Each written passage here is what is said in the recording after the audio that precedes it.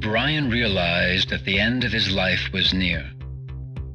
There was only one person who could change this: Dr. Abel, his creator. But Abel abandoned him 2 years ago when the Mishima Zaibatsu recruited him as its top scientific advisor. Bryan despised the both of them, Mishima Zaibatsu for taking Abel away from him, and Abel himself for abandoning him. One day, news of the King of Iron Fist Tournament 4 reached Bryan, and he decided to enter the tournament. Despite his impending death, Bryan's body flowed with energy, making him more powerful than before. Along with this new strength, Bryan developed an uncontrollable rage that manifested itself in his outward physical appearance. Bryan stakes everything on one hope: that if he defeats Heihachi Mishima, he would become the head of the Mishima Zaibatsu. If all goes according to plan, Bryan would command Abel to modify his body, thus becoming the most powerful being in existence once again. Hey everyone, welcome back with Beano Mac. Today we're going to continue our playthrough of Tekken 4. Obviously, that's what you clicked on the video for. I don't know what the hell else you were thinking if you weren't expecting me to play as Bryan in Tekken 4 in this video, because obviously that's what I'm doing right now, as you can see, and that's what is in the title. Anyway, so fumbling my words aside, time to...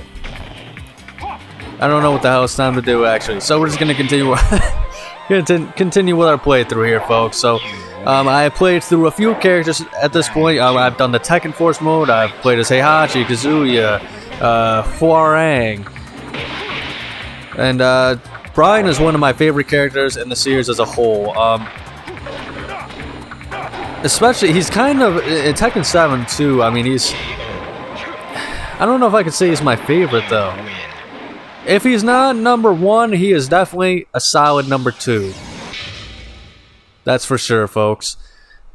Looks like I don't have that, Here we go. the end of that combo, though, that, you know, double kick combo. That kind of stinks. TKO! TKO! My God! But yeah, I mean, I love this dude. I mean, this is kind of the game where I really enjoyed his character.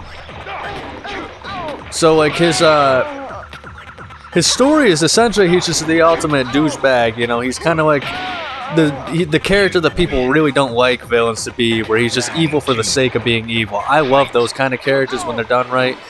You know, I don't think you should have to have sympathy for the villain. And if you like those things, hey, to each their own.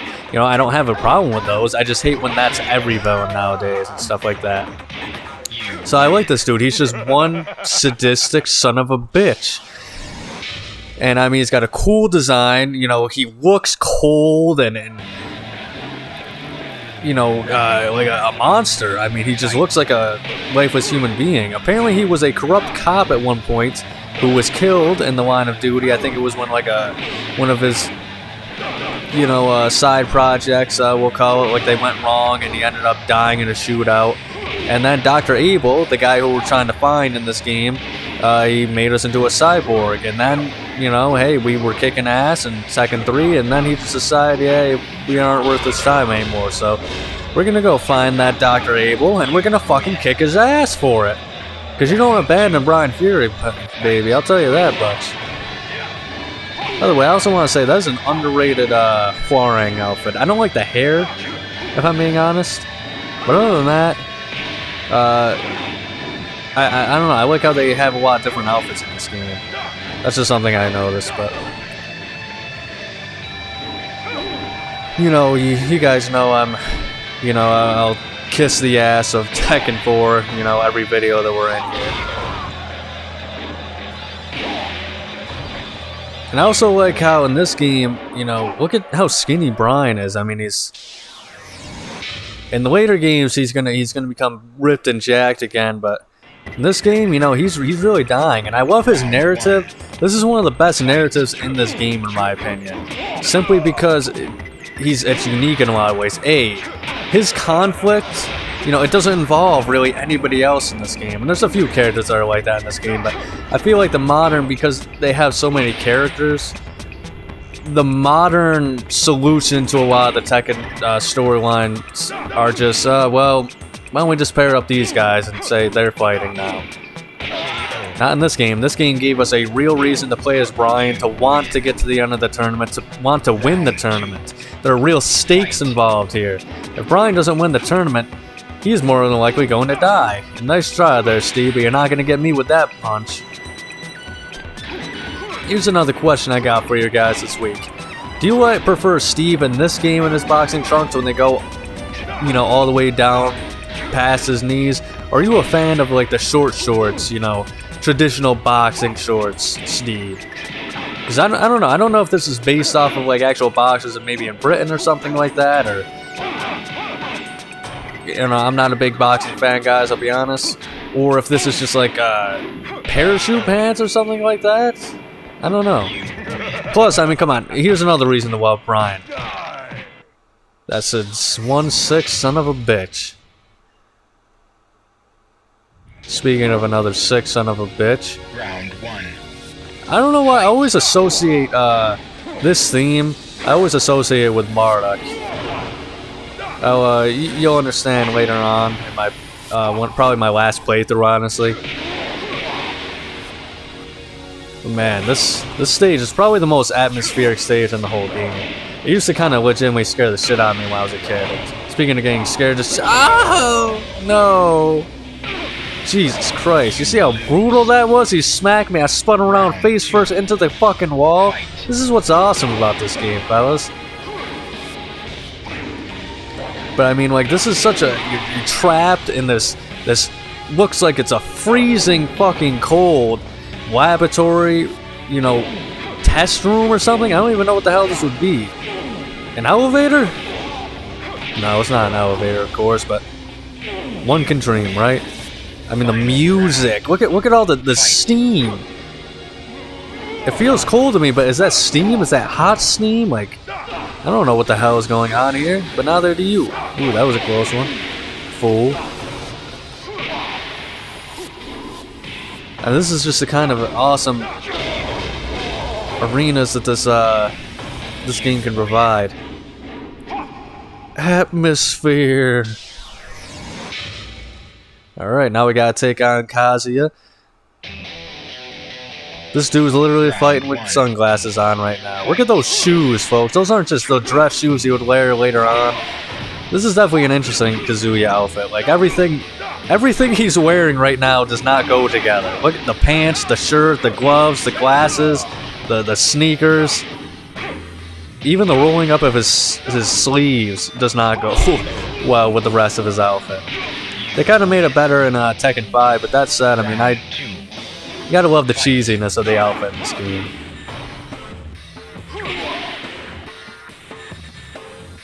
Go! Oh no!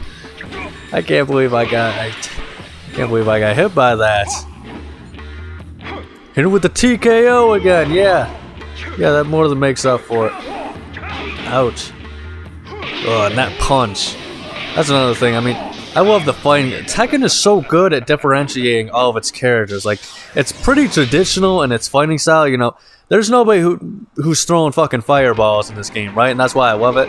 And all their fighting styles, like, are just so unique. I mean, look at I'm a big fan, kind of like in wrestling, I love powerhouses. I love strong moves, and yeah, I'll sacrifice a little bit of slowness for it. Not like in the Injustice games where, you know, you're playing as Bane or whatever, and, you know, you can't fucking do anything before your opponent just hits you with quick jabs, like snap, snap, snap, snap, snap, you know, breaking up all your combos, or even the attempt of doing a singular attack or whatever. But man, I mean, I love those snappy, strong, powerful hits where you feel the impact of all of them. That's the one move I like about Paul, though, is when he does that, like, I don't even know what it's called, but you know, the burning fist. He throws his fist out and he goes, Rah! If I do a playthrough of Paul, I might do that. That's like the one move I'm using, guys. I'm not gonna learn any of his other moves. I'm just using that one punch. to win the whole game. Alright, the final stage. Who is it? Heihachi! My god, who would have guessed he's behind this? Oh yeah. Look at that fat ass, that dumper. You think Heihachi wipes properly, folks? Or do you think he has someone who does that for him? I mean, he is old. Ooh, I thought I had him with that spin kick. Ooh! I love when that combo comes together, too. There's a 5-hit variation, but it's easier to do the 3-hit variation because of that stun. And a lot of times, as you'll notice when I start the combo, they have a tendency to duck under it, so... Alright, maybe it's the 4th hit. You get what I mean. Why do a bigger combo and risk yourself getting hit when, you know, you're in the middle of it with lows or they hit you with the dodge or something like that when you can make a shorter variation, you know? I mean, it's that risk versus reward. I think you can know all the moves in the entire move list of all your characters in Tekken, but damn, ooh, speed, god damn it. But it's all about, you know, the instincts of it, you know, unleashing, you know, the right time, the defensive maneuvers, you know?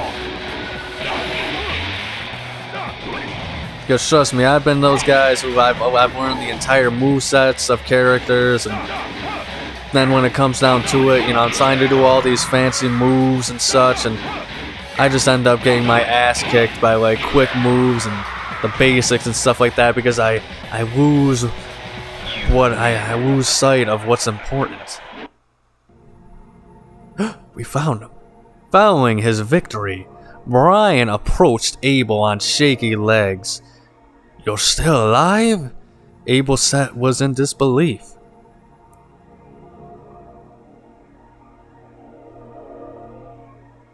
Gathering every last ounce of strength, Bryan knocked Abel across the room.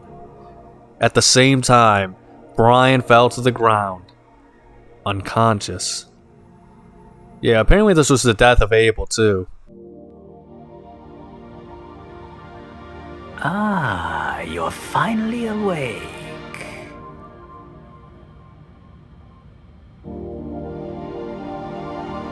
Have you any idea who saved you? He did. I'm certain you're wondering why. It's because we need your cooperation. By mechanizing you, I will extend your lifespan. In return, I will keep your original body. You see, the key to defeating Abel's bioweapon is contained within your body. Understand?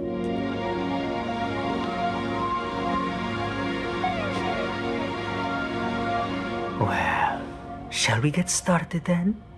This will be the start of a new future for you, as well as us.